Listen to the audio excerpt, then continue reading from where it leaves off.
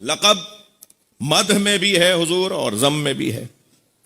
کسی کی مدح میں لقب دیا جاتا ہے اور کبھی اس کی ذم اور اس کی مذمت میں لقب دیا جاتا ہے. اور برے القاب سے یاد کرنے سے انہوں نے روکا بھی کیا ہے. خبردار کسی کو برے نام اور برے لقبوں سے یاد نہیں کرو. تو لقب خود ایک اس کی تعریف میں کہا گیا ہے کہ جب صفت خاص اس شخصیت پر غالب آ جائے تو وہی صفت خاص لقب بن جاتی.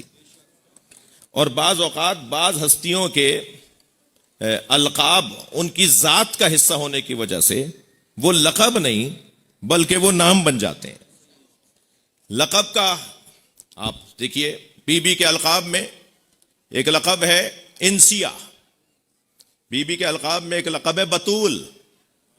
بطول سیدہ کے ناموں میں شمار نہیں کیا ہے ائمہ نے, بطول سیدہ کے القاب میں شمار کیا ہے.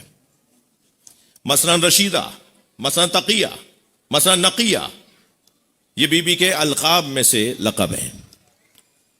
پھر اس سے ہٹ کر ایک اور عنوان ہے اور وہ ہے کنیت. کنیت کنائے کے خاندان کا لفظ ہے, یعنی کسی کو پکارا جائے کنائے کے ذریعے سے, کسی کو کنائے کے ذریعے سے پکارا جائے. الکنایۃ ابلغ من التصریح. کیا فرماتے ہیں؟ کنایا تصریح سے زیادہ بلیغ تر ہوتا ہے. نام ممکن ہے مشترکہ ہوں جی, لقب ممکن ہے مشترکہ ہوں, لیکن کنایا جب بھی استعمال کیا جائے گا تو فوراً ذہن وہیں جائے گا کہ جہاں کنایا استعمال کیا گیا. آپ کی توجہات میرے ساتھ ہیں. مجھے مولا علی کا ایک فرمان یاد آ رہا ہے. خود مولا نے اپنے خاندان کے بارے میں, اپنے گھر کے بارے میں, اپنے بارے میں کیا فرمایا؟ فرمایا نحن الکرام وابن الکرام. صلوات پڑھیں ذرا محمد و آل محمد.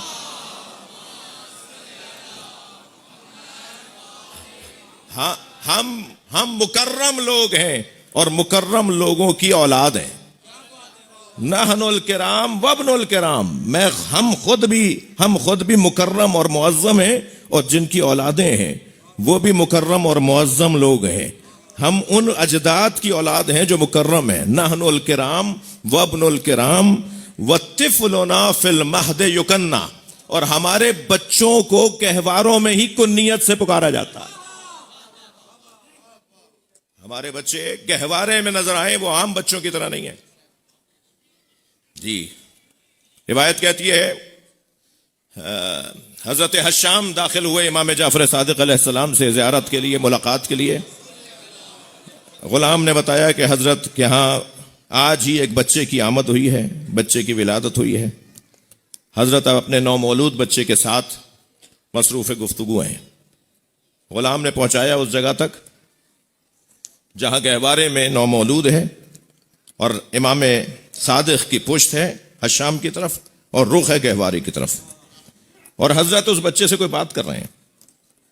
حشام آگے بڑھنے لگے تو غلام نے روک دیا کہ کچھ دیر اور صبر کرو, جب امام کہیں تو آگے بڑھنا.